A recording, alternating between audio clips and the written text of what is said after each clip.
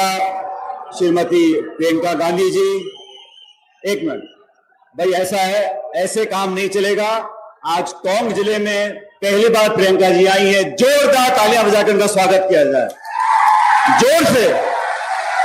आज हमारे बीच इस कार्यक्रम में मौजूद हमारे मंत्री रमेश मीणा जी, हमारे प्रदेश अध्यक्ष गोटाटा साहब, हमारे प्रभारी रंधावा जी, अमृता जी, राठौड़ साहब, काजी साहब, तमाम मंच पर उपस्थित मंत्रीगण, विधायकगण, हमारे टोंक जिले के जिलाध्यक्ष महोदय हरिभाई बैरवा साहब, हमारे स्थानीय विधायक प्रशांत जी, देवियों, सज्जनों, नौजवान दोस्तों, आदरणीय बुजुर्गों, अभी सरकार की तरफ से जो नाना प्रकार की योजनाएं हम चला रहे हैं उन सबका अवलोकन प्रियंका जी ने किया।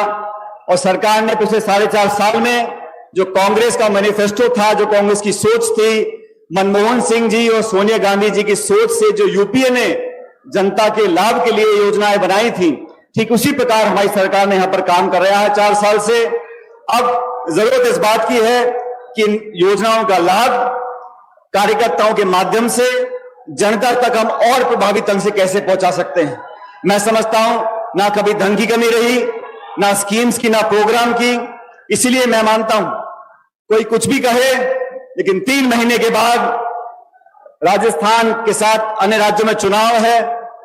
हम सबको देखना पड़ेगा कि कौन से लोग, कौन से नेता, कौन से विचारधारा राजस्थान के हित में काम करती है और कौन से वो लोग हैं जो सिर्फ वोट बटोरने का काम करते हैं।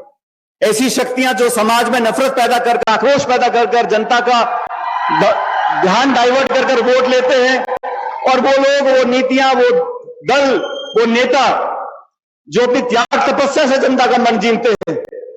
मुझे कहने में कोई संकोच नहीं, चाहे सोनिया जी हो, चाहे राहुल जी हो, चाहे प्रियंका जी हो, इन्होंने अपने समर्पण से, अपनी त्याग और तपस्या से राजस्थान समेत देश के जनता में अपनी जगह बनाई है, उनके मन में जगह बनाई है।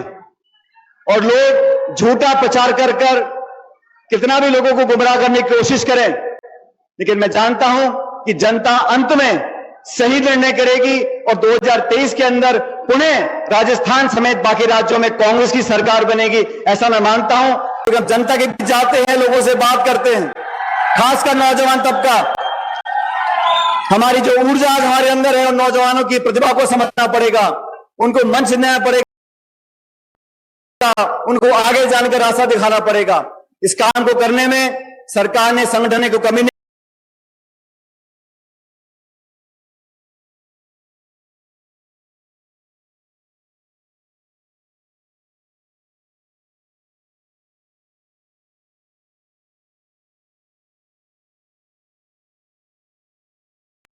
छोड़ी। मैं आपसे प्रियंका जी आग्रह करना चाहता हूं, आज आप राजस्थान आई हैं, इस कार्यक्रम में आपने भाग लिया, आपका बहुत बहुत धन्यवाद। लेकिन जिस प्रकार अभी कुछ हफ्ते पहले राहुल जी भी राजस्थान में आए थे, बांसवाड़ा के अंदर, आप भी आने वाले कुछ हफ्तों, महीनों में लगातार राजस्थान के अंदर आए। यहां की जनता आपको दिल से चाहती है, दिल से प्रेम करती है, और ये मैं नहीं कह रहा हूं, ये हजारों लाखों लोग बैठे इस बात को बोलते हैं। आपके आने से जनता में, कार्यकर्ताओं में एक उत्साह का संचार होता है। और हम सब जानते हैं, आपने जब प्रचार किया था हिमाचल प्रदेश के अंदर ताबड़तोड़, वहां सरकार कांग्रेस की बनी। आपने प्रचार कर्नाटक में किया, वहां सरकार आपने बनाई, और यहां पर भी आप और राहुल जी प्रचार करेंगे तो सरकार कांग्रेस पार्टी की बनेगी, ऐसा मैं मानता हूं। एक बार पुनः मैं आप सब लोगों का धन्यवाद करता हूं और स्वागत करता हूं। प्रियंका जी आप टोंक में यहां पर आई, मैं इस जिले का विधायक हूं, इस नाते आपका विशेष रूप से स्वागत करता हूं, और मंच पर तमाम जो हमारे अतिथिगण हैं उनका भी स्वागत करता हूं। मुख्यमंत्री जी का धन्यवाद करता हूं, सरकार के तमाम अधिकारियों ने जो इस कार्यक्रम में योजना बनाने में योगदान दिया, और आप सब यहां पर आए। मैं परमपिता परमेश्वर से कामना करता हूं कि आप लोग हमेशा सुखी रहो, मुस्कुराते रहो, फलो फूलो, आगे बढ़ो। और एक बार जोरदार तालियां बजाकर प्रियंका जी का स्वागत दोबारा करें, जोरदार तालियों से। बहुत बहुत धन्यवाद। तालियां बजाएं। और इसके साथ ही माननीय श्रीमान प्रशांत जी बैरवा साहब अभिनंदन करेंगे। और अब प्रशांत बैरवा जी अभिनंदन कर रहे हैं अपनी माता जी श्रीमती आशा लता जी की तरफ से। प्रियंका जी को साड़ी भेंट कर रहे हैं, तो स्वास्थ्य के कारणों से नहीं आ पाई है। और इसके बाद मेरा अनुरोध है माननीय विधानसभा अध्यक्ष डॉक्टर सीपी जोशी साहब से कृपया पधारें और संबोधन प्रदान करें। Doctor CP Joshi.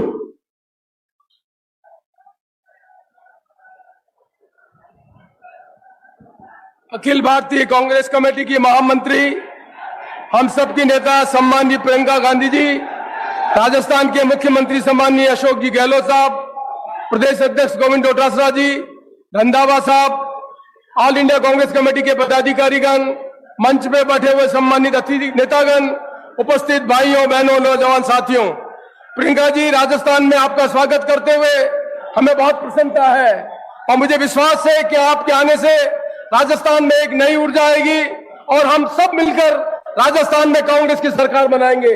हम इस बात को जानते हैं, इस देश में जो परिवर्तन किया है वो परिवर्तन करने का काम कांग्रेस पार्टी के नेतृत्व में पंडित जवाहरलाल नेहरू के जमाने से शुरू हुआ। इस देश में जो परिवर्तन हो रहा है उस परिवर्तन की कल्पना इस तरह से कर सकते हैं, एक किसान जो खेती करता है, कपास उगाता है, उस किसान को मालूम है कि कपास कैसे होता है, किस तरह से धागा बनता है, किस तरह से कपड़ा बनता है, और कपड़ा बनने के बाद ये मॉल में कपड़ा बेचने वाले लोग, ये भारतीय जनता पार्टी के लोग टैग लगाकर ये कहते हैं कि देश का निर्माण काम हमने किया।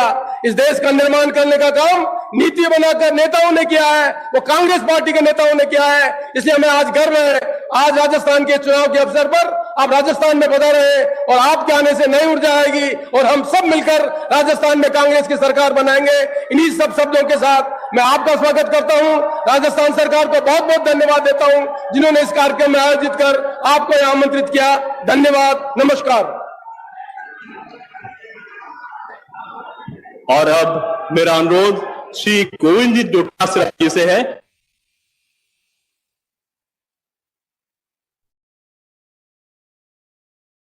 पावन धरती पर हमारी नेता राष्ट्रीय महासचिव आदरणीय प्रियंका गांधी जी का हार्दिक स्वागत अभिनंदन करते हैं।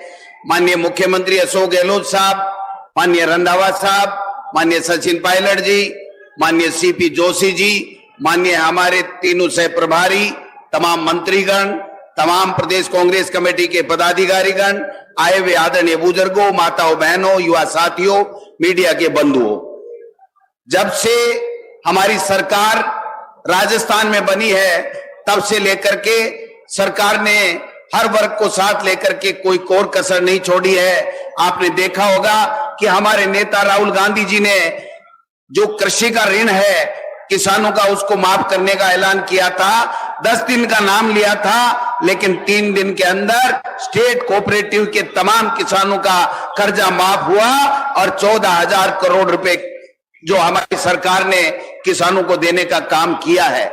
अलग से कृषि बजट पेश हुआ, कोरोना में शानदार काम हुआ। देश में देश के प्रधानमंत्री को प्रशंसा करनी पड़ी कि राजस्थान की सरकार और राजस्थान का मुख्यमंत्री जिस प्रकार से कोरोना में मैनेजमेंट कर रहा है, पूरे देश के अन्य स्टेट्स को भी इनका अनुसरण करना चाहिए। हमने एक से बढ़कर के एक स्कीमें लॉन्च करने का काम किया है, 10 तरीके की गारंटियां देने का काम किया है, किसान को मजबूत करने का काम किया है, माताओं और बहनों को मातृशक्ति को मजबूत करने का काम किया है, और विशेष रूप से किसानों को लंपी के अंदर 40,000 रुपए जिनकी गाय मर गई, आज 2,000 रुपए किसान के कृषि के जो बिजली का बिल है उसके माफ कर दिए हैं, 100 यूनिट माफ कर दिए हैं, गरीब को 125 दिन का रोजगार देने की गारंटी देने का काम किया है, 500 रुपए में सिलेंडर दे रहे हैं। एक से बढ़कर के एक योजना हमारी सरकार ने दी है। 8 रुपए में इंदिरा गांधी रसोई योजना के अंदर हमारे शहरों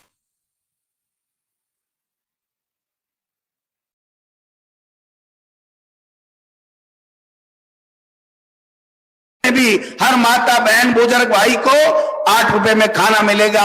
हमारे देश में कहीं भी किसी भी स्टेट में इस तरीके की योजनाएं नहीं है। एक से बढ़कर के एक राइट टू हेल्थ हमारे यहाँ पूरे देश में सबसे पहले यहाँ पर लागू किया गया है। मिनिमम आय गारंटी योजना यहाँ से सबसे पहले शुरू की गई है। देश में शिक्षा के क्षेत्र में Mahatma Gandhi English medium school है, पूरे देश में कहीं भी नहीं। सरकारी school Mahatma Gandhi English medium school, माननीय प्रियंका जी, यहाँ पर राजस्थान में 6 लाख किसान के बेटे और बेटियां उसका लाभ ले रहे हैं, फ्री में पढ़ रहे हैं। अगर मैं सरकार की योजनाओं को, सरकार से मिलने वाले लाभ को गिनाऊं तो सुबह से शाम हो जाएगी। आज समय हम सबको प्रियंका जी का सुनने का है, इसलिए मैं पुनः इस निवाई की टोंक की धरती के ऊपर आदरणीय हमारी नेता प्रियंका गांधी जी का हार्दिक स्वागत करता हूं, अभिनंदन करता हूं और मैं आप सबको भी धन्यवाद देना चाहता हूं और ये निवेदन करना चाहता हूं, सरकार ने कोई कोर कसर नहीं छोड़ी है। सत्ता और संगठन के समन्वय के साथ में प्रत्येक कार्यकर्ता को गांव ढाणी में जाना होगा और 2023 में प्रचंड बहुमत के साथ में दोबारा कांग्रेस की सरकार लानी होगी और 2024 में मोदी सरकार का सुपड़ा साफ करना होगा। इस शब्दों के साथ आपका बहुत बहुत धन्यवाद प्रियंका जी। पुणे कांग्रेस पार्टी के तमाम कार्यकर्ताओं, प्रदेशवासियों की तरफ से आपका बहुत बहुत हार्दिक अभिनंदन। जय हिंद, जय भारत, जय कांग्रेस। अब आमंत्रित करना चाहूंगा राजस्थान प्रदेश के प्रभारी आदरणीय सुखजिंदर सिंह जी रंधावा साहब, वो पधारे और हम सबको संबोधित करें और जोरदार तालियों की गड़गड़ाहट के साथ में उनका अभिनंदन करें। इस देवनगरी की पावन धरा पे आदरणीय सरदार सुखजिंदर सिंह रंधावा साहब। आदरणीय प्रियंका गांधी जी, सत्कारयोग चीफ मिनिस्टर अशोक गहलोत जी, अध्यक्ष जी डॉक्टर शाह साहब, सचिन साहब, सीपी जोशी जी, हमारे सेक्रेटरी इंचार्ज जो मेरे साथ हैं तीनों ही, और सारे मंत्री साहब भी बैठे हैं, एमएलए, पदाधिकारी और सत्कारयोग मेरे बहनों भाइयों, मैं प्रियंका जी एक बात ही कहना चाहता हूं। आपने कहा था कि मैं लड़की हूं, डरूंगी नहीं।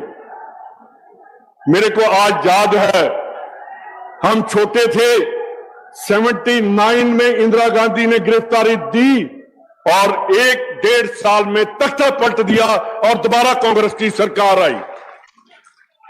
71 की वार जब हुई, मैं बॉर्डर का रहने वाला हूं, इंदिरा जी ने ऐसा काम किया। 5 साल के बाद 65 में वार की पाकिस्तान ने, 71 की वार की, इसका कमर तोड़ दी पाकिस्तान की और इंदिरा गांधी ने पाकिस्तान के 2 टुकड़े कर दिए। उसके बाद पाकिस्तान उठ नहीं सका। आप उस दादी की पोती हैं जिसने जो कहा उसने वो किया। आज लोग इंदिरा गांधी को इसलिए याद करते हैं कि वो पंडित जवाहरलाल नेहरू की बेटी थी, वो मोतीलाल नेहरू की पोती थी, जिसने देश आजाद करने के लिए ये नहीं देखा कि कब देश आजाद होगा। उन्होंने देश के लिए कुर्बानियां दी, गिरफ्तारियां दी। आज जो लोग बैठे हैं वो कहते, उनको जब पूछते हैं कि आपने क्या किया देश की आजादी के लिए, तो वो कहते हैं कि हमारा तो जन्म ही 50 में हुआ, 3 साल बाद 47 के बाद ये पार्टी बनी। आज जितने स्टेज में बैठे हैं, जब पंजाब में बैठे हैं, उन लोगों के पीछे एक हिस्ट्री है। वो उन्होंने देश की आजादी के लिए काम किया है, उन्होंने बातें नहीं की।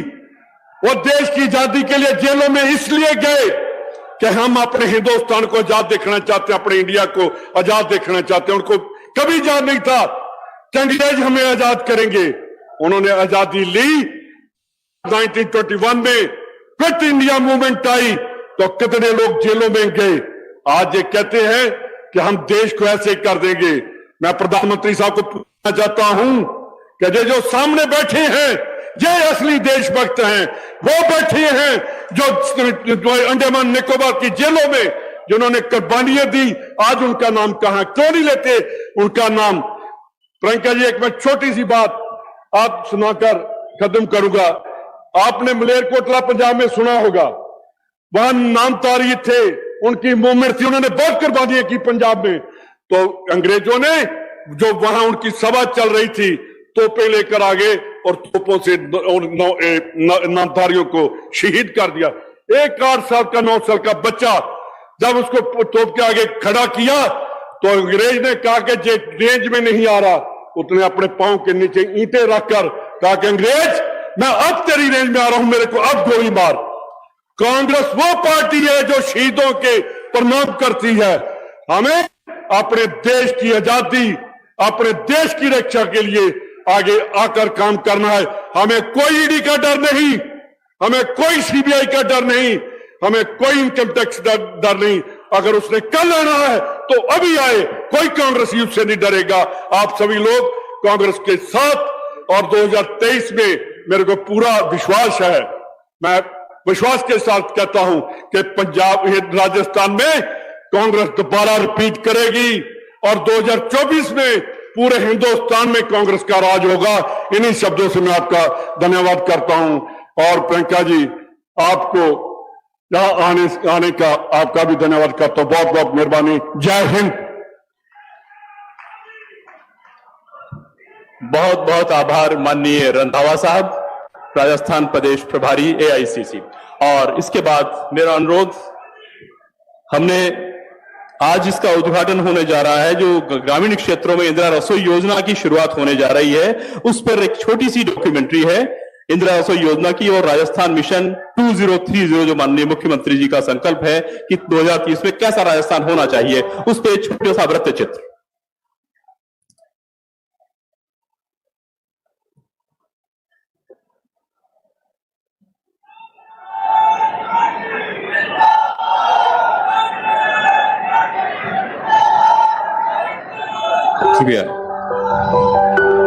वृत्त चलाएं। दोपहर हो या शाम, भूख लगे तो बस एक ही नाम, इंदिरा रसोई। इंदिरा रसोई योजना के अंदर राजस्थान में 1000 इंदिरा रसोई बनी हुई है और रुपए के अंदर बैठ के स्वादिष्ट भोजन सम्मान पूर्वक सभी प्रदेशवासियों को खिलाया जा रहा है। दाल है, चटनी है, खाना एकदम स्वादिष्ट होता है, पंखे चलते हैं, पानी की व्यवस्था है। और ये जयपुर के एसएमएस अस्पताल में इलाज के लिए आए हैं। मेरी माताजी को हार्ट की परेशानी थी, इसलिए इमरजेंसी में तत्पर लाना पड़ा। यहाँ पर दवाइयाँ फ्री हैं, टेस्टिंग फ्री है, सारी व्यवस्थाएं हैं। पास ही में अस्पताल में इंदिरा रसोई है। मैंने यहाँ पर आके खाना खाया, बहुत ही बढ़िया, सब्जी दाल अचार सब चीज बढ़िया एकदम। पहले तो दाएं बाएं देखा, फिर इन्हें दिख गई इंदिरा रसोई। मैं अपनी वाइफ के साथ यहाँ पर एसएमएस हॉस्पिटल जयपुर में उनकी जांच करवाने के लिए आया हुआ था। यहाँ पर हमने निःशुल्क में जांच करवा ली है और अब यहाँ पर इंदिरा रसोई योजना तहत यहीं पे खाना खाने के लिए आए हुए हैं। मैंने यहाँ पे खाना खाया जो कि मात्र 8 रुपए में 6 रोटियां, गरम दाल, गरम सब्जी और अचार था, जो कि मुझे अचार सब्जी रोटी इतनी अच्छी लगी कि मैंने सब्जी दोबारा ली। पहले अस्पताल में निःशुल्क इलाज और फिर 8 रुपए में जायकेदार पौष्टिक खाना। मेरी माताजी का ऑपरेशन हो चुका है। खाना खाने में जो है किसी रिश्तेदार पर डिपेंड नहीं होना पड़ता। मैं तो सुबह शाम नहीं खाना खाता हूँ। ये कहानी सिर्फ किसी मोनू या संदीप की नहीं है। राजस्थान सरकार के इस प्रयास से पूरे प्रदेश में गरीब और जरूरतमंदों को 2 वक्त का पौष्टिक खाना मिल रहा है। खाने की गुणवत्ता से कोई समझौता ना हो, ये सुनिश्चित करने के लिए स्वयं मुख्यमंत्री अशोक गहलोत पहुंच जाते हैं। भूखा कोई नहीं यहाँ, भरी है सबकी थाली, इंदिरा रसोई से फैली हर ओर खुशहाली।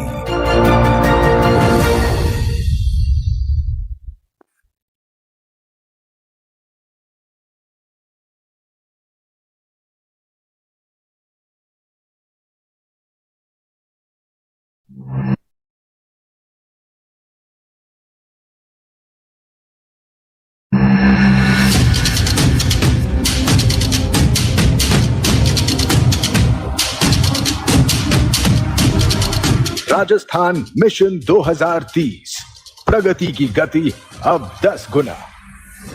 माननीय मुख्यमंत्री श्री अशोक गहलोत जी ने जब से पद संभाला है, उनका यही उद्देश्य रहा है कि आम जन तक मूलभूत सुविधाएं आसानी से पहुंचे और उनके जीवन स्तर में सुधार हो।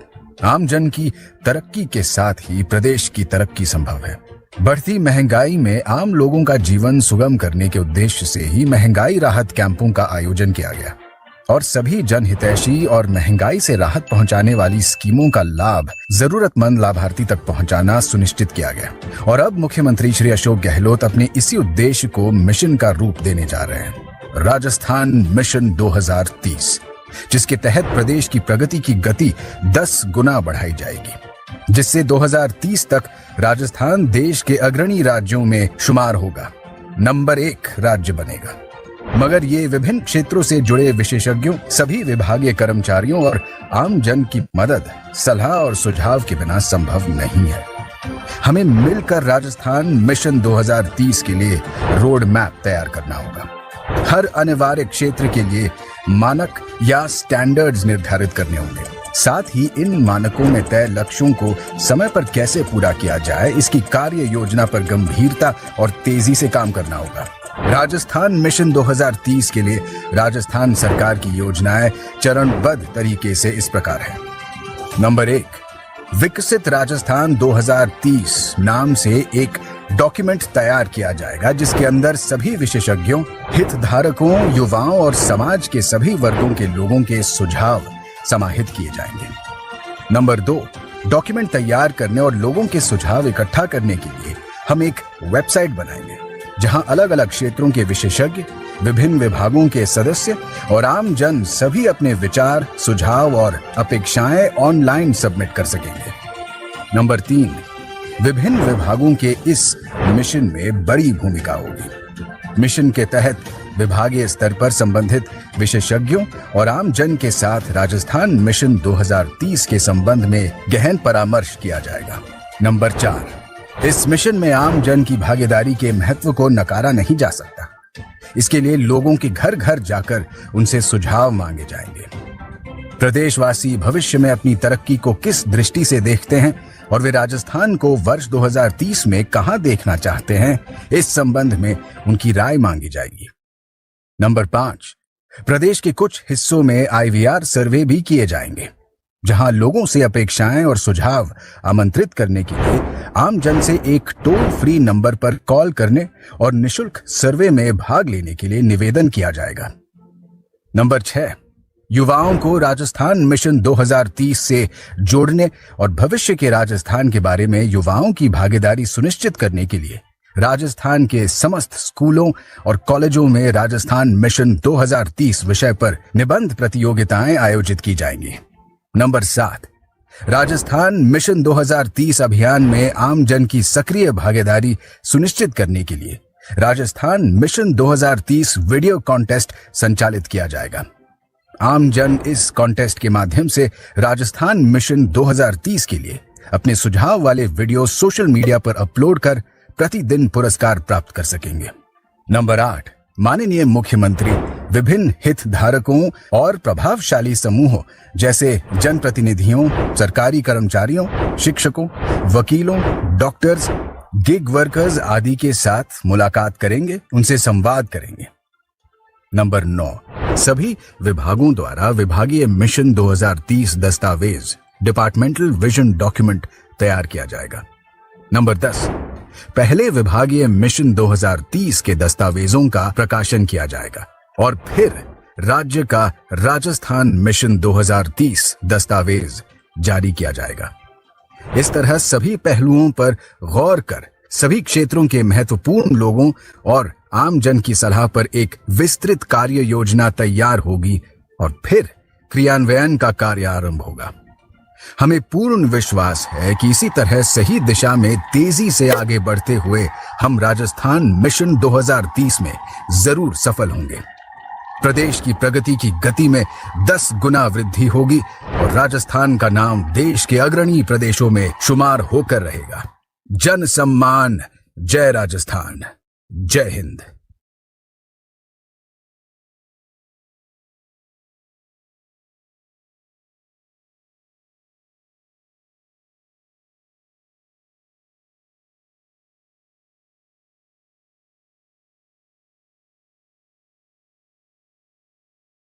इंदिरा रसोई योजना ग्रामीण का वर्चुअल उद्घाटन करें।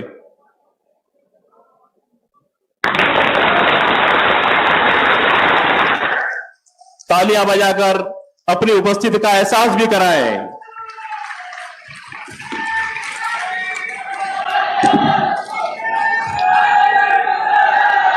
और अब हमारे यशस्वी मुख्यमंत्री माननीय श्री अशोक गहलोत साहब से निवेदन है, कृपया हमें उत्प्रेरण और संबोधन आशीर्वचन प्रदान कर रहे हैं माननीय श्री अशोक गहलोत साहब।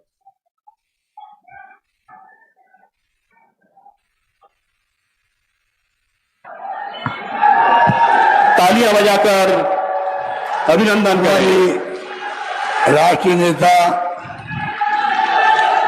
प्रियंका गांधी जी, रंधावा साहब प्रभारी, गोविंद चौटाला जी, डॉक्टर सीपी जोशी जी, रमेश मीणा जी पंचायत मंत्री, सचिन पायलट जी, प्रशांत बैरवा जी, अमृता धवन, वीरेंद्र राठौड़, काजी निजामुद्दीन जी सचिव, भाई और बहनों, बुजुर्गों, नौजवान साथियों, सबसे पहले मैं अपनी ओर से, आप सबकी ओर से और तमाम प्रदेशवासियों की ओर से हमारी महबूब नेता प्रियंका जी का हार्दिक स्वागत करता हूं। मुझे खुशी है कि आज वो हमारे बीच में मौजूद हैं। वो अपनी बात अभी कहेंगे आपको। उनका संदेश पूरे देश के अंदर युवाओं को, छात्रों को, नौजवानों को किस रूप में पहुंच रहा है, इस बात का एहसास हम सबको है। जब वो बात कहती है अपनी तर्क के साथ में, तो पूरा देश सुनता है उस बात को, क्योंकि जिस प्रकार का माहौल देश में बना हुआ है, बहुत खतरनाक माहौल है। लोकतंत्र खतरे में है, संविधान की धज्जियां उड़ रही है। इस माहौल के अंदर हम लोग चल रहे हैं। हमारी ड्यूटी है किस प्रकार से हम इस माहौल के अंदर मुकाबला करें उन ताकतों का जो फासिस्टी है। कोई यकीन नहीं लोकतंत्र के अंदर उन लोगों का, मुकड़ा पहन लोकतंत्र का वो सत्ता में आ गए हैं। 9 साल हो गए उनको, जो वादे किए थे झूठे साबित हुए तमाम वाले। इस रूप में देश आज जिस रूप में शासन देख रहा है, हर व्यक्ति चिंतित है, क्योंकि जुडिशरी दबाव में है। इनकम टैक्स, ईडी, सीबीआई का दुरुपयोग हो रहा है।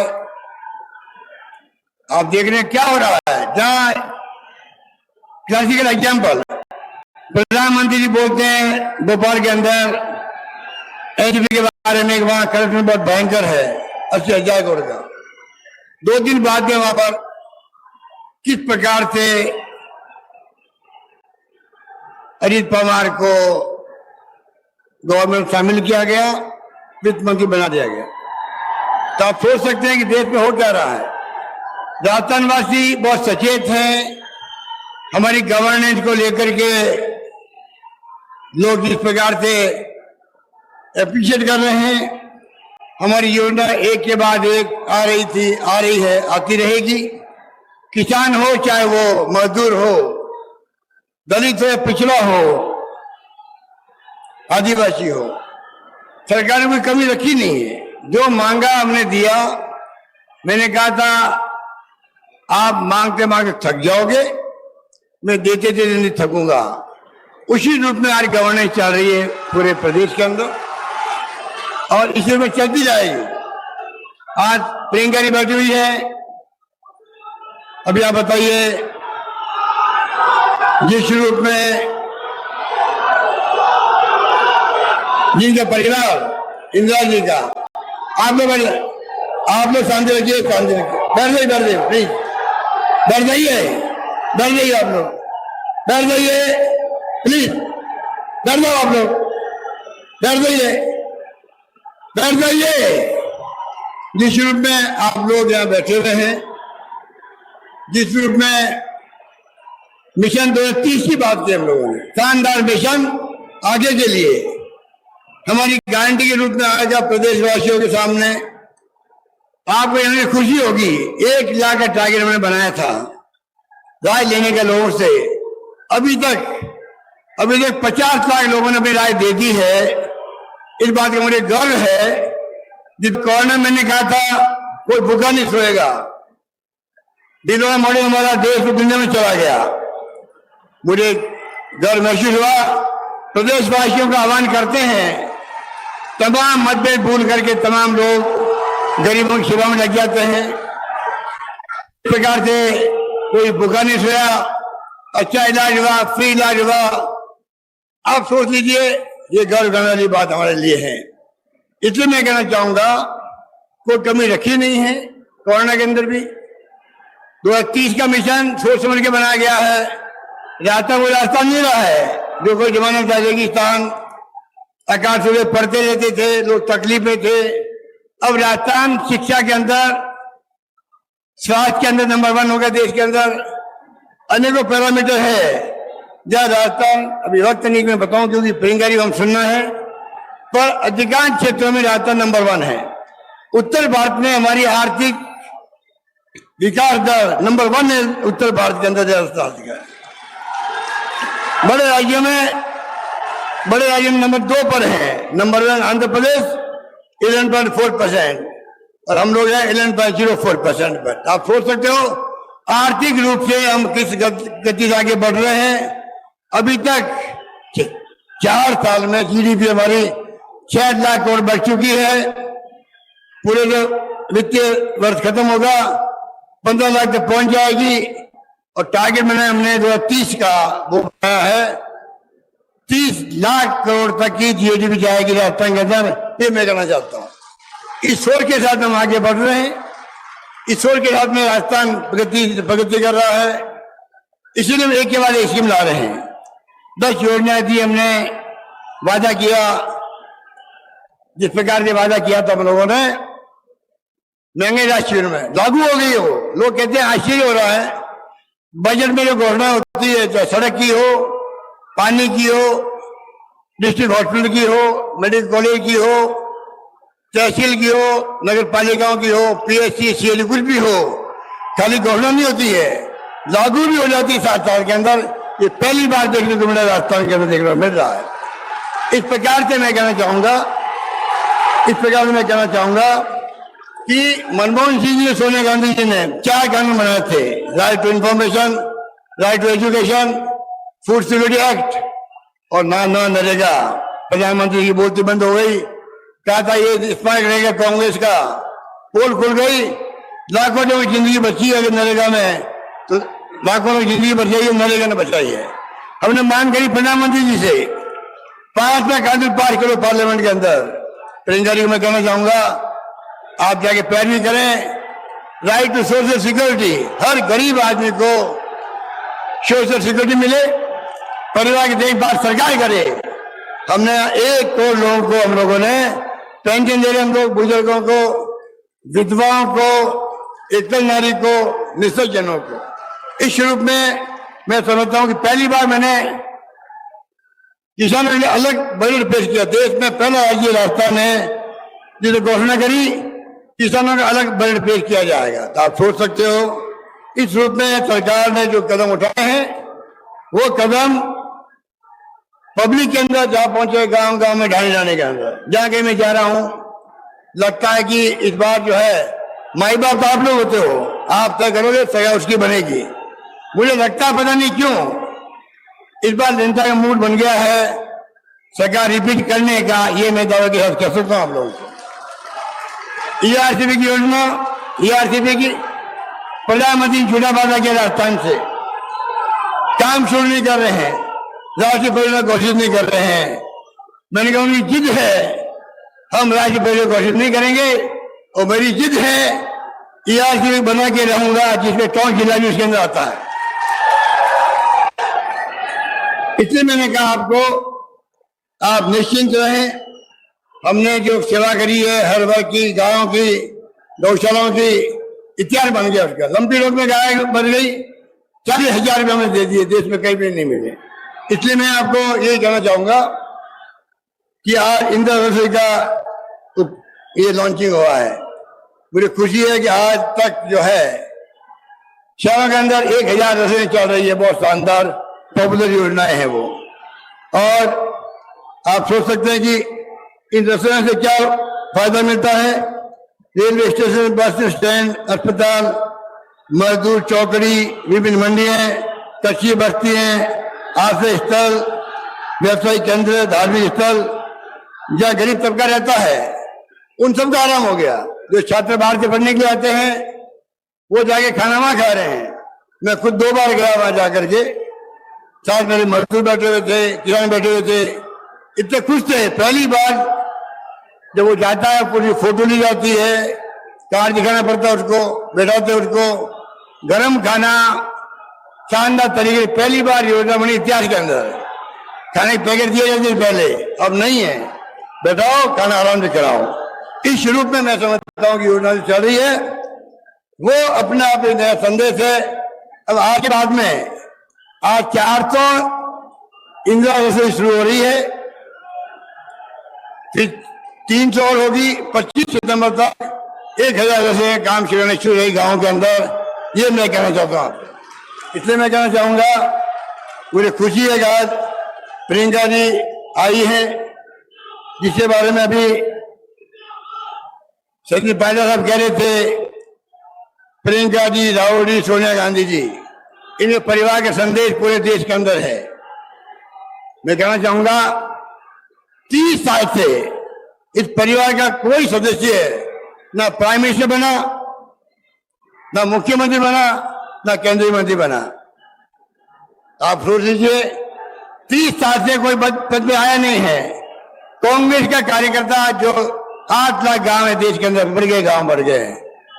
8 लाख गांव में हमारे कार्यकर्ता, वहां की जनता अगर गांधी परिवार चाहती है, ये परिवार सभी जाति, सभी धर्म, सभी वर्गों के साथ में, सभी भाषा बोलने वाले के साथ में, अलग अलग प्रदेशों में लोग रहते हैं, अनेकता में एकता वाला मुल्क है, उन सबका केंद्र बिंदु है, विश्वास करते हैं। और कांग्रेस की दूरी बनी हुई है। तो प्रधानमंत्री मोदी जी, मैं पूछना चाहूंगा आपको, अमित शाह जी को, बार बार आपको गांधी परिवार का नाम लेना क्यों पड़ता है? क्यों आप डरे हुए हैं? आप भयभीत है इस परिवार के नाम से ही। और हमें गर्व है कि इस परिवार का नेतृत्व हमें मिल रहा है, मिलता रहा है, मिलता रहेगा। और पूरे देश के अंदर आप देखेंगे इतिहास बना दिया है। इंदिरा गांधी शहीद हो गई, खालिस्तान नहीं बनने दिया। पाकिस्तान ने 2 टुकड़े कर दिए इंदिरा गांधी के जमाने के अंदर। वो इंदिरा गांधी महान नेता थी। राजीव गांधी शहीद हो गए देश के लिए, इंदिरा गांधी शहीद हो गई। आप सोच सकते हैं इस देश के अंदर, इस मुल्क के अंदर जिस रूप में त्याग, बलिदान, कुर्बानियों की कहानी आजादी की पहले की भी, आजादी की बाद की आपके सामने। इनको पूछो बीजेपी वालों को, आप कहां थे आजादी जंग के अंदर? क्या आपने अपनी एक उंगली भी कटाई थी क्या उस जमाने के अंदर? जिसने सब कुछ ध्यान सुपुर्द कर दिया देश को, देशवासियों, इलाहाबाद का आनंद भवन हो, सब कुछ दे दिया। उस परिवार के बारे में बार बार उंगली उठाई जाती है। जनता समझ गई है। और जनता का कॉमन सेंस एक्स्ट्राऑर्डिनरी, देश की जनता का, कब हटा दे आपको, घर भेज दे, आपको मालूम नहीं पड़ेगा। इतना घमंड अहम काम नहीं आता है। ये घमंड अहम में सरकार चल रही है, मार्केटिंग कर रही है, अब एक्सपोज होते जा रहे हैं। इसलिए मैं कहना चाहूंगा आपको, हमारी तमाम योजनाएं एक से एक बढ़कर के है। तमाम योजनाएं कोई मिसाल नहीं है। अन्य राज्य सरकारें हमारी योजनाओं को सामने रख करके अपने मैनिफेस्टो बनाने लग गई है। ये मैं आपको कहना चाहता हूं। आप सोच सकते हो जिस प्रकार से हमारी योजना बनी है, एक के बाद एक, हर वर्ग के लिए, हर वर्ग के लिए बेमिसाल है। हमें मानना पड़ेगा। इसलिए मैं लंबी बात नहीं कहता हुआ सबको बहुत स्वागत करता हूं आप सबका। मुझे खुशी है कि आप लोग भरे हुए इधर से दोनों वर्ष, तीनों जो डॉम बने हुए हैं, आप लोग पधारे, आपका स्वागत है। आपका यही विश्वास, आपका यही आशीर्वाद, आपकी यही दुआएं, आपका प्यार, मोहब्बत, वो हमारे साथ में है। यही हमें कामयाबी दिलाएगी। सरकार रिपीट होगी, मुझे पूरा यकीन है इन सबों के साथ में। मैं उन्हें अपनी ओर से, आप सबकी ओर से प्रियंका जी का स्वागत करता हूं। धन्यवाद। जय हिंद। धन्यवाद।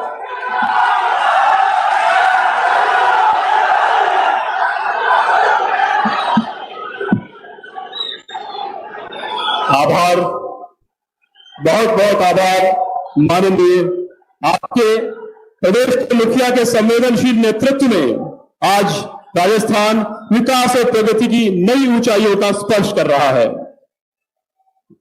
और अब मेरा अनुरोध ऑल इंडिया कांग्रेस कमेटी की महासचिव श्रीमती प्रियंका गांधी जी से अपने संबोधन हेतु, अपने मार्गदर्शन हेतु कृपया पधारें। श्रीमती प्रियंका गांधी जी, तालियां बजाकर स्वागत करिए, अभिनंदन करिए। तालियां बजती रहनी चाहिए। इतनी बड़ी मातृशक्ति हमारे बीच उपस्थित है, उनकी तालियां जोर से आनी चाहिए।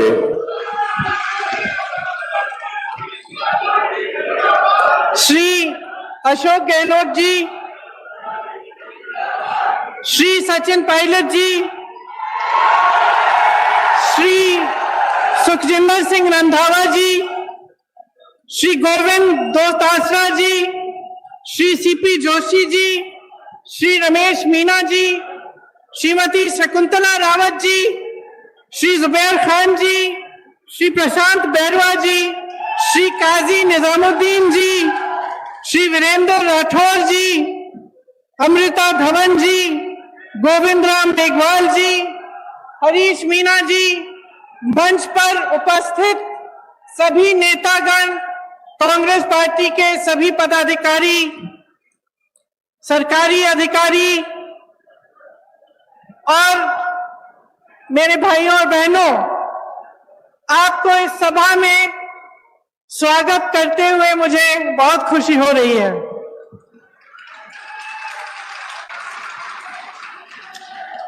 वीरभूमि राजस्थान का सभी भाइयों बहनों ने मारो राम राम साहब। मुझे विश्वास है कि जोधपुरिया देव जी और धन्ना भगत जी का आशीर्वाद हो है सगला अच्छा हो। दुनिया के कोने कोने से लोग भक्ति, शक्ति, वीरता और अपनायत की धरती राजस्थान में आते हैं। इस धरती को देखने आते हैं, इस धरती के बारे में सीखने आते हैं, यहाँ की पुरानी कहानियों को सुनने आते हैं और ये देखने आते हैं कि यहाँ की वीर और साहसी जनता किस तरह से अपने जीवन के संघर्ष में आगे बढ़ रही है। आपका प्रदेश कर्तव्य, सेवा और वीरता का मिसाल है। इस प्रदेश पर, राजस्थान पर हमारे पूरे देश को गौरव है।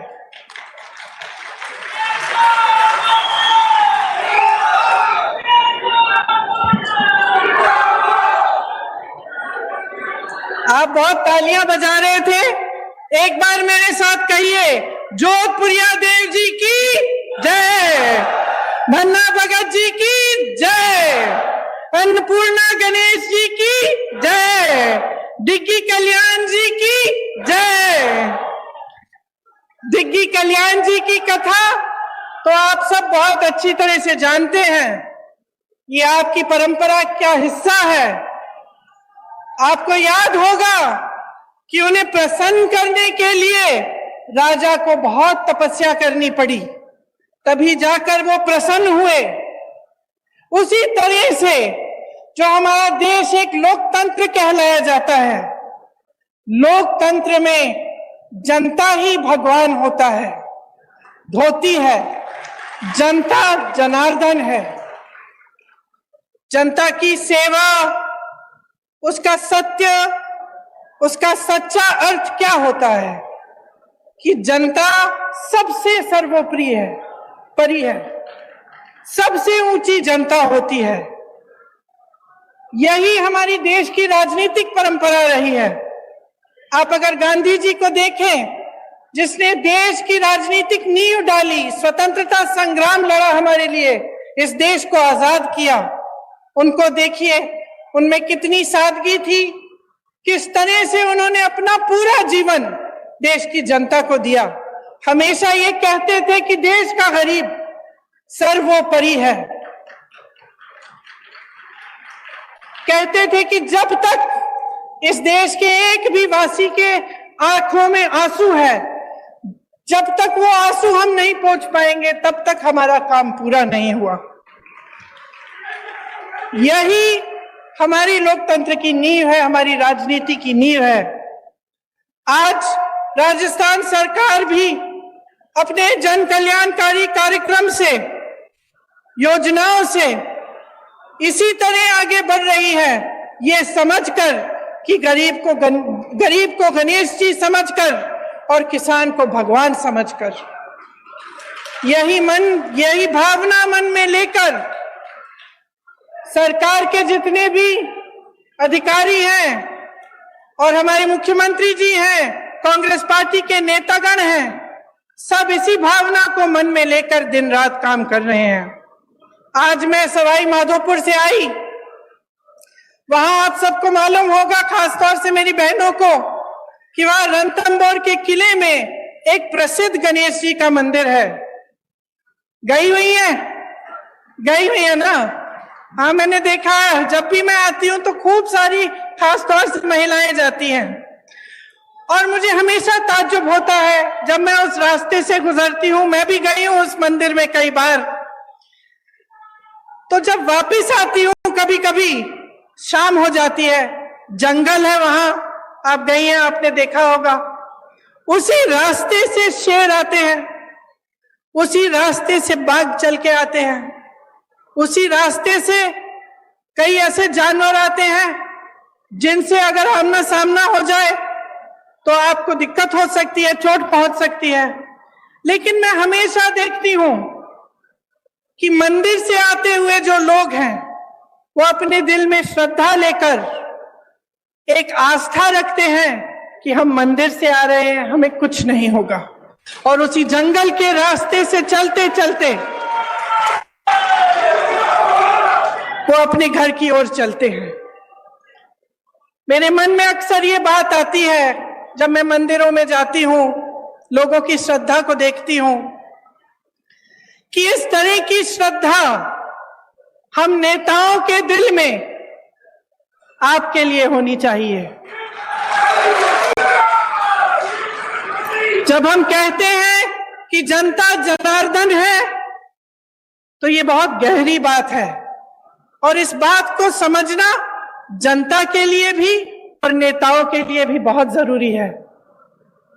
हमें समझना जरूरी इसलिए है क्योंकि जब हम दिन रात काम करते हैं, जब सत्ता में आ जाते हैं, तो अक्सर ये होता है कि अपनी महत्वाकांक्षाएं आगे हो जाती हैं। ये हो जाता है कि बहुत सत्ता मिल जाती है इंसान को, तो भूल जाता है कि सत्ता में लायक कौन।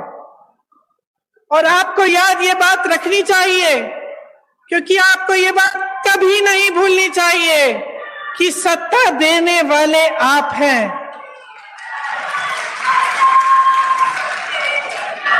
आज इन कार्यक्रमों में मैं एक नौजवान लड़की से मिली, शायद मेरी बातों को सुन रही होगी। उसे मोबाइल फोन मिला, अशोक गहलोत जी की जो स्कीम है, जो हमारी सरकार, कांग्रेस सरकार की स्कीम है, उसके जरिए, और उन्होंने धन्यवाद दिया कि आपने हमें मोबाइल दिया है। और हम भी अक्सर कहते हैं कि हमने ये दी, आपको स्कीम ये दी, आपको ये किया, वो किया आपके लिए। लेकिन आपको समझना जरूरी है कि हम आपको कुछ नहीं दे रहे हैं, आपका हक दे रहे हैं। ये सब चीजें जो आज राजस्थान की सरकार आपको दे रही है, ये आपके हक हैं। आज देश में परिस्थिति ये है कि देश पर राज करने वाले भाजपा के नेताओं के मन में इतना अहंकार आ गया है कि ये बातें भूल चुके हैं। वही प्रधानमंत्री जो अपने आप को भूमिपुत्र कहते थे, आज करोड़ों के काफिले में चल रहे हैं।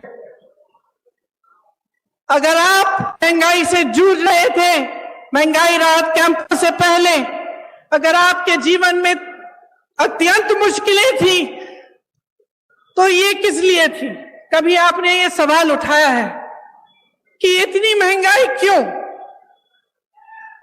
हमें जब रोजी रोटी के लिए कमाने जाना पड़ता है, हमें थोड़े से पैसे मिलते हैं।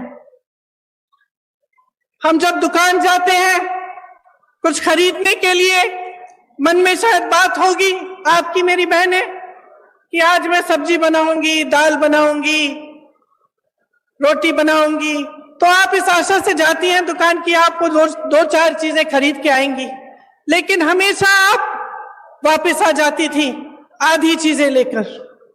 गैस का सिलेंडर आज देश भर में 1000 रुपए का है। कौन खरीद सकता है? क्या आप खरीद सकती हैं? यहां पर राजस्थान की सरकार ने आपको 500 में क्यों दिया है सिलेंडर? क्योंकि देश भर में जो महंगाई है उसकी भाजपा के नेताओं को कोई परवाह नहीं है।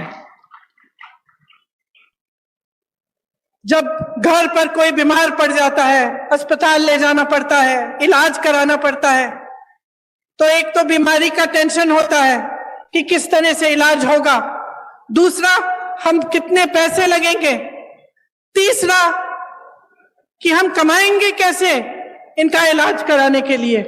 इसी तरह से कोई घर में एक कमरा बनाना हो, डर लगता है कि कितने का होगा, हमारे पास इतने पैसे हैं कि हम खर्च कर सकते हैं, बारिशें आ रही हैं, पानी चू रहा है ऊपर छत से, छत की मरम्मत करने के लिए आप 10 बार सोचते हैं कि करना चाहिए कि नहीं, हमारे पास शायद पैसे नहीं होंगे।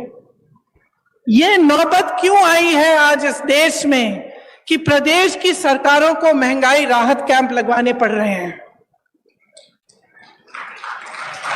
जब पूरे विश्व में तेल की बड़ी बड़ी कंपनियां खूब मुनाफा कमा रहे हैं और यहां भारत में भी, तो आपके लिए तेल इतना महंगा क्यों? आपने ये सवाल उठाया है, आपको ये सवाल उठाने पड़ेंगे कि ये सब जो आपको दिख रहा है इसमें असलियत क्या है।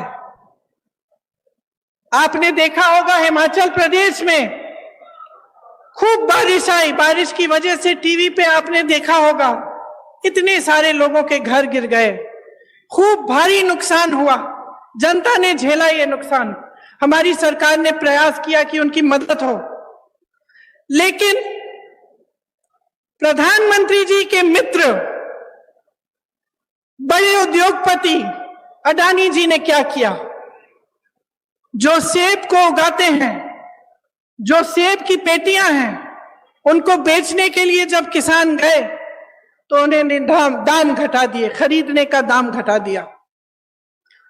जिनको अपने घर बनाने पड़े क्योंकि इतनी बर्बादी हुई, घर पे घर गिर गए, जिनको अपना घर बनाना था, सीमेंट खरीदने गए, अडानी जी ने सीमेंट का दाम ऊपर कर दिया है, बढ़ा दिया है। और इनके पीछे कौन है? इनके पीछे हमारे प्रधानमंत्री हैं, जिन्होंने इस देश की पूरी संपत्ति अपने उद्योगपति मित्रों को दे दी। अब इस देश की संपत्ति किसकी संपत्ति थी? आप ही की संपत्ति थी। ये मेरी बैठी बहनें जो बैठी हुई हैं, इनकी संपत्ति थी।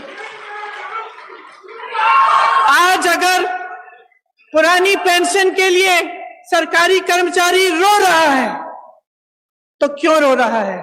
क्या उसका हक नहीं था कि 20-25 साल नौकरी करने के बाद उसे पेंशन मिलता, उसे सुरक्षा मिलती अपनी जीवन की, अपने परिवार के लिए? क्यों छीना गया ये? और जब इसको देने का समय आता है तो ये केंद्र की सरकार क्यों कहती है कि हमारे पास पैसे नहीं है? क्योंकि इनके जो बड़े बड़े उद्योगपति मित्र हैं, उनके हजारों करोड़ों के जो लोन हैं, वो ये माफ कर रहे हैं, उनसे कुछ नहीं लेते। और यहां आपका पेंशन छीना जा रहा है, आपके रोजगार छीने जा रहे हैं। यहाँ के कितने वीर नौजवान हमारी सरहद पे खड़े होकर हमारे देश की सुरक्षा को देखते हैं, अपनी जान देने के लिए तैयार होते हैं। और केंद्र की सरकार ने क्या किया? अग्निवीर स्कीम ले आए। अग्निवीर स्कीम ले आए कि 4 साल बाद आप घर जाइए, नौजवान ट्रेनिंग करेगा, काम करेगा।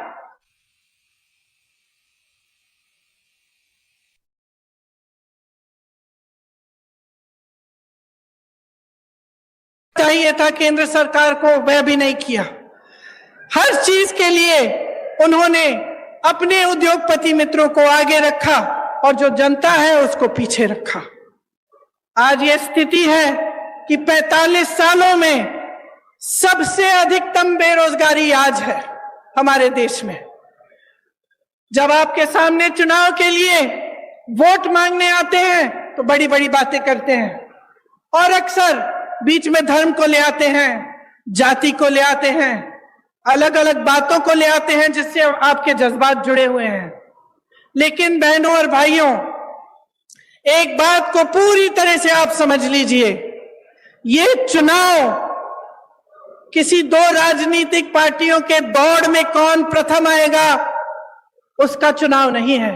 ये चुनाव आपके भविष्य का चुनाव है। इसमें सबसे बड़ा सवाल ये है कि आपको आपका हक आपको कौन देने के लिए तैयार है।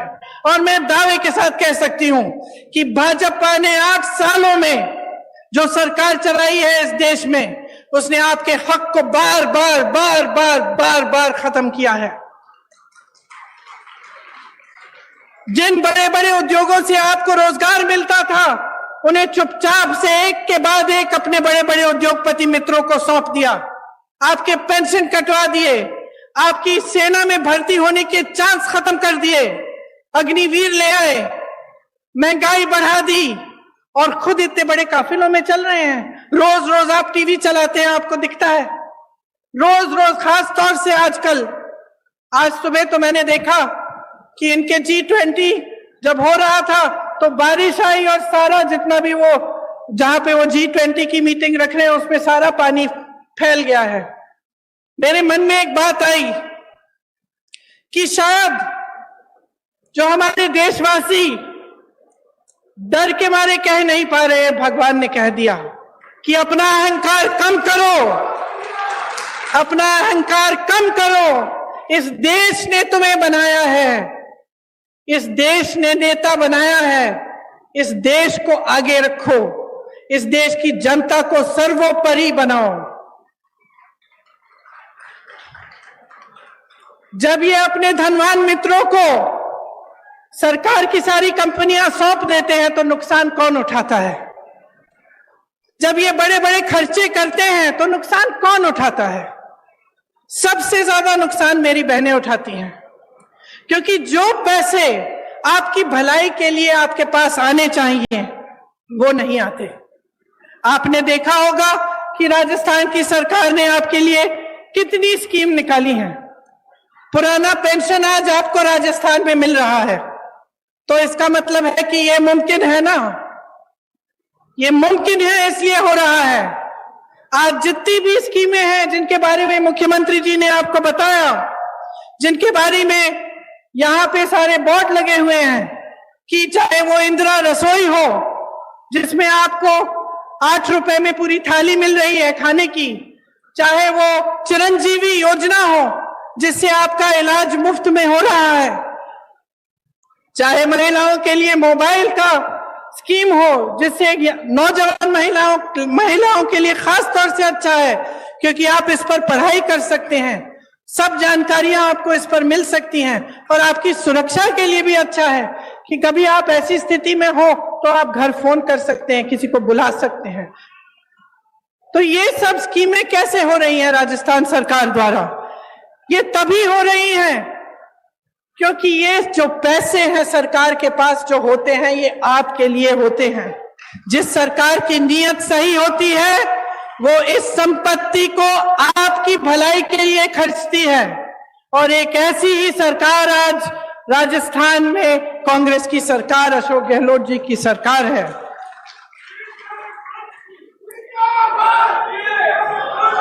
मोदी सरकार ने पेट्रोल डीजल पर टैक्स लगाकर, आपको मालूम है, जनता से 32 लाख करोड़ रुपए खींचे हैं, और उन रुपयों का मनमाने के हिस्से खर्च करते हैं।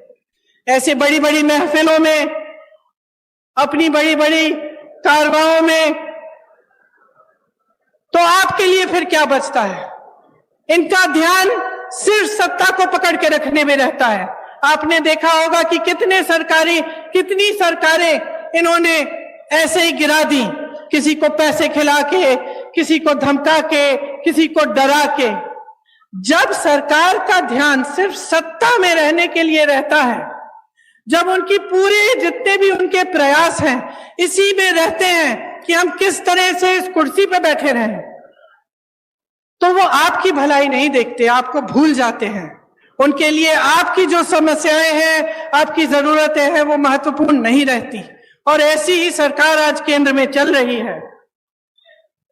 इस सरकार में धनवान का जय जयकार है, सिर्फ धनवान का जय जयकार है, और जो आपकी जरूरतें हैं, आपकी समस्याएं हैं, उनको हल करने का कोई नामो निशान नहीं है। इसीलिए इतना बोझ प्रदेश की सरकारों पर पड़ रहा है कि हर चीज के लिए आपको, आपके लिए राहत दिलवाने के लिए, आपकी मदद के लिए, आपकी सहायता के लिए इनको करना पड़ रहा है और ये सही भी है। और जैसे मैंने कहा कि कांग्रेस के जितने भी नेता हैं जो उपस्थित हैं इस मंच पर, वो सब आप ही के लिए प्रयास करना चाहते हैं। वो चाहते हैं कि आपको आपका हक मिले और हर तरह से आपके लिए काम हो। देवनारायण जी की श्रद्धा, डिग्गी कल्याण जी के विचार, धन्ना भगत जी का मिसाल, इन्हीं पर कांग्रेस काम कर रही है। केंद्र द्वारा जो बढ़ती महंगाई का सामना करने के लिए राजस्थान कांग्रेस सरकार ने आपकी मदद की, उसका पूरा प्रयास दिन रात होता है। देश में सबसे बड़ा स्वास्थ्य बीमा का कार्यक्रम राजस्थान में है। ग्रामीण क्षेत्र के लिए 1000 इंदिरा रसोई आज से शुरू हुई हैं। वहीं Indira Gandhi gas cylinder scheme में आपको गैस सिलेंडर 500 रुपए का मिल रहा है। साथ साथ मेरी बहनों के लिए इंदिरा गांधी स्मार्टफोन की जो योजना है जिसका मैंने जिक्र किया, इससे आपको सुविधा होगी। कांग्रेस सरकार की नीतियों के चलते 1 करोड़ से ऊपर उपभोक्ताओं का बिजली बिल शून्य आया है। अभी मैं कुछ लोगों से मिली थी, किसान थे, बहुत खुश थे कि अब बिजली बिल कम से कम जब शून्य पे आ रही है तो उनकी कुछ कमाई हो रही है। बहुत दिनों से कमा ही नहीं पा रहे थे क्योंकि केंद्र सरकार की नीतियों के चलते बहुत ज्यादा महंगाई का बोझ आप पर है। जो अन्नपूर्णा फूड पैकेट हैं, उनके माध्यम से आपको गेहूं, दाल, चीनी, तेल और नमक और मसाले मिल रहे हैं। देखिए, जब इस देश को बनाया, इसकी आजादी की लड़ाई लड़ी, जब इसको बुलंद किया, तो सिर्फ एक इंसान ने नहीं किया, चाहे वो महात्मा गांधी ना हो, लेकिन अकेले ये काम उन्होंने नहीं किया। ये काम उन्होंने आप सबके साथ, आपके पूर्वजों के साथ मिलजुल कर किया। इस देश को आजादी दिलवाने वाली जनता थी। इस देश को बुलंद बनाने के लिए भी जनता खड़ी है। जब हमारा देश आगे बढ़ता है तो ये काम जनता का काम होता है, सिर्फ एक जने का नहीं। लेकिन आज जो परंपरा हमारे सामने, एक नई परंपरा चल रही है, उसमें ऐसे लगता है कि सिर्फ एक नेता, हमारे प्रधानमंत्री जी, सारी चीजें कर रहे हैं। तो अब जनता, आप समझदार हैं मेरी बहनों और भाइयों, आप में विवेक है, हर रोज आप अपनी समस्याओं का सामना कर रहे हैं, तो इस बार एकदम सोच समझ के अपना वोट दीजिए। ये सब सवाल जो मैंने उठाए हैं, अपने मन में इनको रखिए कि इस देश को बनाने वाला कौन है? आप हैं। नेताओं को बनाने वाला कौन है? आप हैं। तो जब आप अपनी सरकार चुनने जाएंगे तो आप पूछिए उनसे, भाजपा के नेताओं से पूछिए कि राजस्थान की वीर धरा से कितने रोजगार दिए उन्होंने। बताएं मोदी जी, राजस्थान में केंद्र की कितनी योजनाएं दी हैं उन्होंने। ईआरसीपी पर मौन क्यों है, जबकि उसके होने से इस पूरे इलाके की तरक्की हो जाती। वो बताएं कि जनहित में जब रेलवे प्रोजेक्ट जो हमारी सरकार ने बढ़ाए थे उन्हें रोका गया तो इसके पीछे उनकी क्या सोच थी। जब हमारी सरकार थी केंद्र में, तब जो पैसे केंद्र से आते थे वो 90% होते थे। योजना में जब योजना शुरू होती थी तो उसके अनुपात के लिए आज 50% आते हैं। ये कम क्यों किया, ये पूछिए। बहनों और भाइयों, मसला साफ है, चुनाव आ रहे हैं। आपको मालूम है हर 5 साल आते हैं, हर 5 साल एक नई सरकार आती है, आप उसे मौका देते हैं। काम करने का मौका होता है, दिखावा का मौका नहीं होता, झूठ बोलने का मौका नहीं होता। अपने लिए नेताओं को महलों और बड़े बड़े काफिलों का मौका बनाने का मौका नहीं होता। जो सरकार आती है उसे आपके लिए काम करने का मौका आप देते हैं। आपने देखा है कि अशोक गहलोत जी की सरकार, हमारी कांग्रेस की सरकार का ध्यान सिर्फ आपके विकास और आपको आगे बढ़ाने में गया है।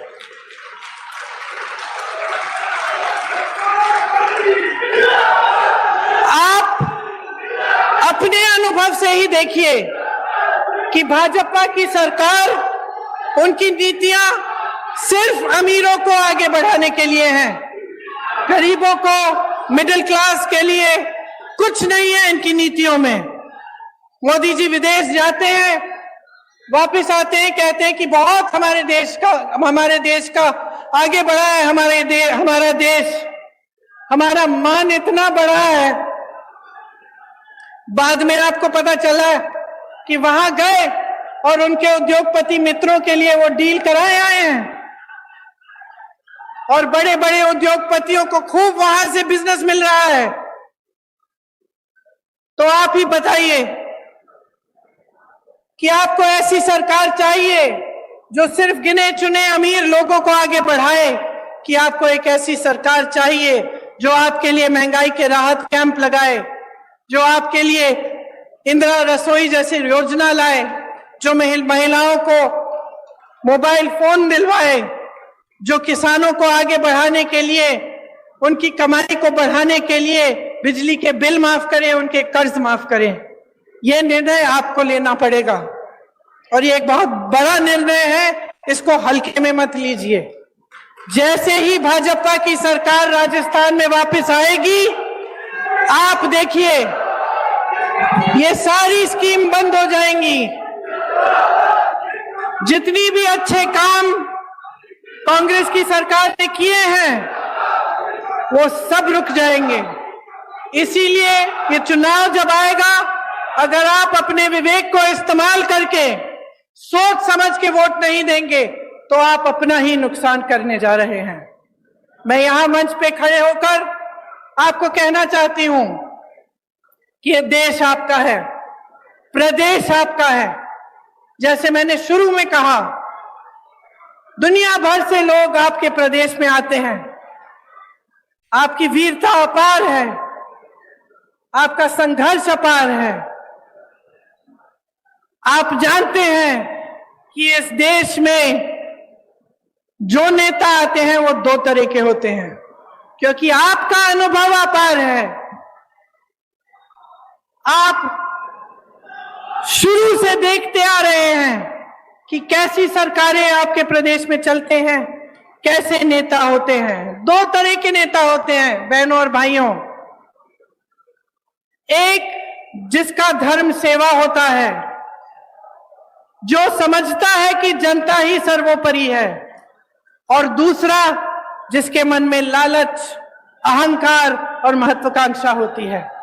इसीलिए आज इस मंच पर खड़े होकर मैं आपसे आग्रह करती हूं कि आप ऐसे नेता चुनिए जिनके मन में अहंकार नहीं, आपके लिए श्रद्धा हो। आप ऐसे नेता चुनिए जो आपको भूलकर आपकी मुश्किलों को बढ़ाने का काम न करे, लेकिन आपको हर रोज सुबह याद करे और आपकी मुश्किलों को कम करने का काम करे। आप एक ऐसी सरकार चुनिए जैसी कांग्रेस की सरकार 5 सालों के लिए राजस्थान में रही है, जो आपके लिए, आपकी राहत के लिए, आपकी सहायता के लिए दिन रात एक करे। आपको बहुत बहुत धन्यवाद। इतनी गर्मी में आपने बहुत ध्यान से मेरी बातें सुनी। आशा है कि आपके मन में ये बातें रहेंगी और आप चुनाव के समय इन्हें याद रखेंगी और कांग्रेस पार्टी को विजयी बनाएंगे। बहुत बहुत धन्यवाद। जय हिंद।